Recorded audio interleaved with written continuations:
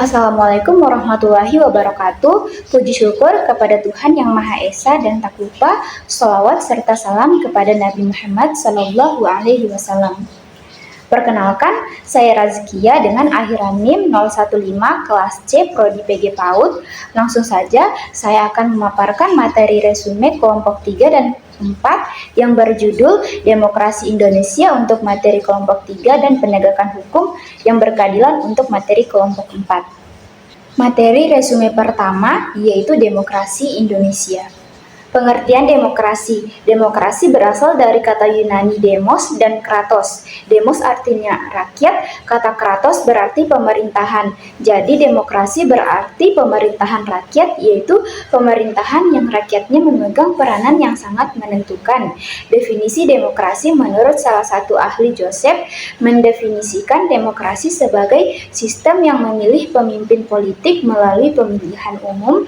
Pandangan ini menekankan peran pemilihan dan pemilihan umum dalam menentukan pemimpin politik. Selanjutnya sejarah demokrasi. Yang pertama, demokrasi di Yunani kuno. Demokrasi pertama kali diterapkan di Yunani kuno, khususnya di kota Athena pada abad ke-6 sebelum Masehi. Demokrasi Yunani kuno menggunakan demokrasi langsung, yaitu rakyat berpartisipasi dalam pengambilan keputusan. Yang kedua, demokrasi di Barat. Pada era Renaissance muncul gagasan mengenai kebebasan beragama dan pemisahan agama dan duniawi. Yang ketiga, demokrasi di Indonesia, yaitu menerapkan demokrasi parlementer, demokrasi terpimpin, dan demokrasi Pancasila. Selanjutnya, prinsip-prinsip demokrasi. Yang pertama, adanya kontrol atau kendali atas keputusan pemerintah. Kedua, adanya pemilihan yang teliti dan jujur. Ketiga, adanya hak memilih dan dipilih. Keempat, adanya kebebasan menyatakan pendapat tanpa ancaman. Kelima, adanya kebebasan mengakses informasi. Dan yang keenam, adanya kebebasan berserikat yang terbuka. Selanjutnya, hak dan kewajiban demokrasi. Hak warga negara, yang pertama hak asasi manusia, yang kedua hak untuk berpartisipasi dalam proses politik, yang ketiga hak untuk menyeruakan pendapat, yang keempat hak untuk menikmati kebebasan sipil, yang kelima hak untuk mendapatkan keadilan di mata hukum, yang keenam hak untuk mendapatkan kehidupan yang layak dan diperlukan secara adil di masyarakat.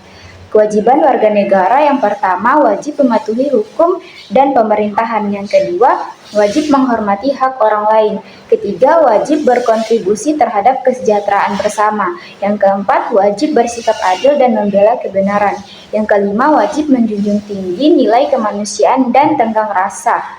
6. Wajib mengembangkan diri. 7. Wajib mengabdi kepada negara. 8. Wajib menjaga keamanan dan ketertiban dalam pelaksanaan pemilu. 9. Wajib mewujudkan kehidupan bermasyarakat yang demokratis dan damai. Selanjutnya, jenis demokrasi. Yang pertama, demokrasi langsung. Rakyat secara langsung diikutsertakan dalam proses pengambilan keputusan untuk menjalankan kebijakan pemerintahan. Yang kedua, demokrasi tidak langsung atau demokrasi perwakilan. Yang ketiga, demokrasi perwakilan dengan sistem pengawasan langsung dari rakyat yang dapat diklasifikasi referendum wajib, referendum tidak wajib, dan referendum fakultatif. Yang keempat, demokrasi formal. Selanjutnya, nilai-nilai demokrasi. Yang pertama, kesadaran akan pluralisme. Yang kedua, sikap yang jujur dan pikiran yang sehat. Ketiga, demokrasi membutuhkan kerjasama antar warga masyarakat dan sikap serta itikat baik. Manfaat demokrasi. Yang pertama, kesetaraan sebagai warga negara. Kedua, memenuhi kebutuhan-kebutuhan umum. Yang ketiga, pluralisme dan kompromi. Yang keempat, menjamin hak-hak dasar. Yang kelima, pembaruan kehidupan sosial. Selanjutnya, ciri-ciri sistem demokrasi. Yang pertama, memungkinkan adanya pergantian pemerintahan secara berkala. Yang kedua, anggota masyarakat memiliki kesempatan yang sama menempati kedudukan dalam pemerintahan untuk masa jabatan tertentu. Yang ketiga, adanya pengakuan dan anggota masyarakat terhadap kehadiran tokoh-tokoh yang sah yang berjuang mendapatkan kedudukan dalam pemerintahan. Yang keempat, dilakukan pemilihan lain untuk memilih pejabat-pejabat pemerintah tertentu yang diharapkan dapat mewakili kepentingan rakyat tertentu. Kelima, agar kehendak masing-masing golongan dapat diketahui oleh pemerintah atau anggota masyarakat lain, maka harus diakui adanya hak menyatakan pendapat.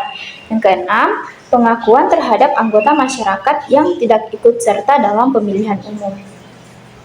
Selanjutnya, saya akan menyebutkan pertanyaan-pertanyaan untuk kelompok 3 dari kelompok lain, beserta jawaban dari kelompok 3. Pertanyaan pertama, apa definisi demokrasi dan bagaimana prinsip-prinsipnya diterapkan dalam sistem pemerintahan?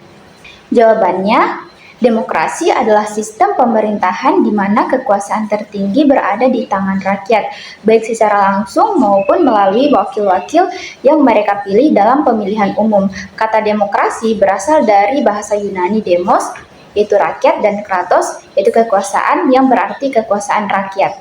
Prinsip-prinsip utama demokrasi dan bagaimana penerapannya dalam sistem pemerintahan yaitu yang pertama, kedaulatan rakyat. Penerapannya, pemilihan umum diadakan secara berkala untuk memilih presiden, anggota legislatif, dan pejabat publik lainnya. Yang kedua, pemilihan umum yang bebas, adil, dan berkala. Penerapannya diselenggarakan oleh lembaga independen seperti KPU di Indonesia dengan sistem yang transparan tanpa tekanan atau kecurangan. Yang ketiga, perlindungan hak asasi manusia. Penerapannya, pemerintah menjamin kebebasan berbicara, beragama, berkumpul, dan berserikat, serta melindungi hak minoritas.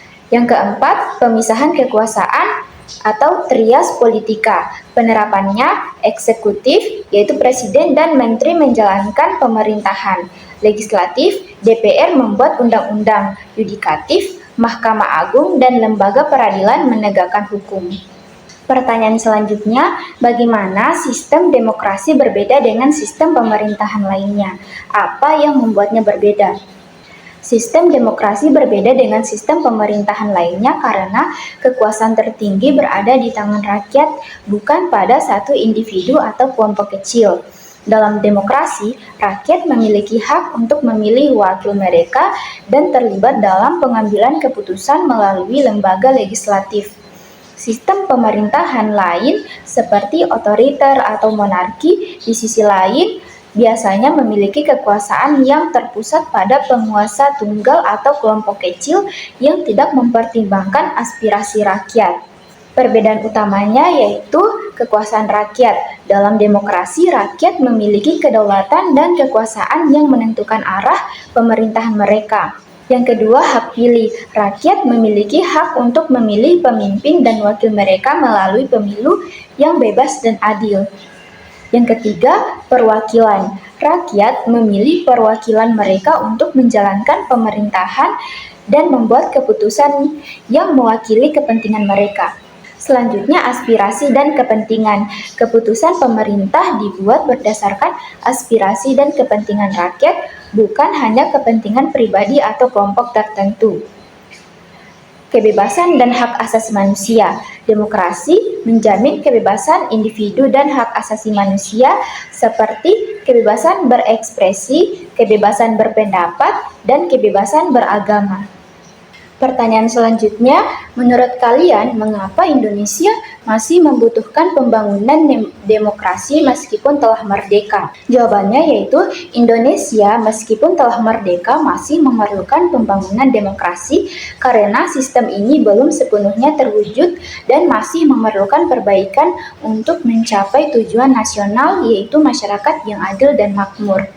Selanjutnya, pertanyaan terakhir, mengapa Indonesia sulit menyikapi masalah korupsi dan penyalahgunaan kekuasaan di Indonesia, dan bagaimana saran dari kalian untuk dapat memperbaiki permasalahan penyalahgunaan kekuasaan dan memperbaiki demokrasi di Indonesia? Jawabannya, Indonesia sulit menyikapi korupsi dan penyalahgunaan kekuasaan karena beberapa faktor internal dan eksternal. Faktor internal seperti lemahnya moralitas, etika, dan integritas pejabat serta adanya dorongan kebutuhan dan keserakahan.